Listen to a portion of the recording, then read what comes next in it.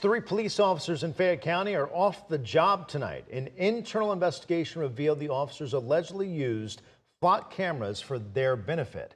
Atlanta News First Bridget Spencer is in Midtown Atlanta tonight. I know you've been speaking with civil rights organizers on how this could erode the public's trust in the police department.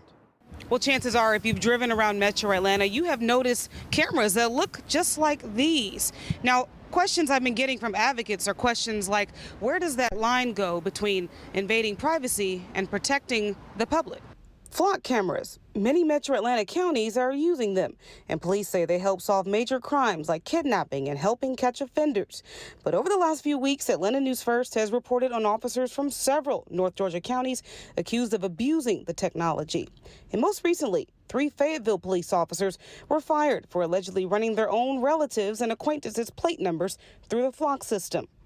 We know that the audits are happening, but we have no idea what the protocols are for what these audits look like. The ACLU of Georgia is skeptical of some surveillance systems like Flock, arguing that they could be dangerous in the wrong hands. The larger issue here is the misuse of surveillance technology and the ways that these technologies are being deployed in our communities. The ACLU says they don't disagree with deploying cameras.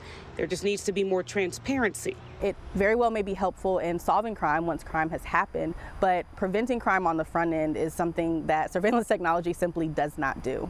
We all have a Fourth Amendment right against unconstitutional searches and seizures. Earlier this month, Atlanta News First reported that Barrow County was dealing with vandalized cameras amid some online backlash over the cameras reigniting the privacy debate. I think the problem is the misinformation that people are putting out on social media about what this tool is.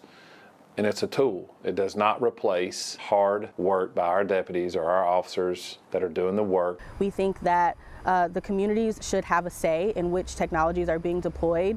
Now, the Fayetteville Police Department, they say they are not commenting on camera about this, but they did say the GBI is stepping in to help with the investigation. We have not yet heard of any criminal charges from this case. In Midtown, Bridget Spencer, Atlanta News First.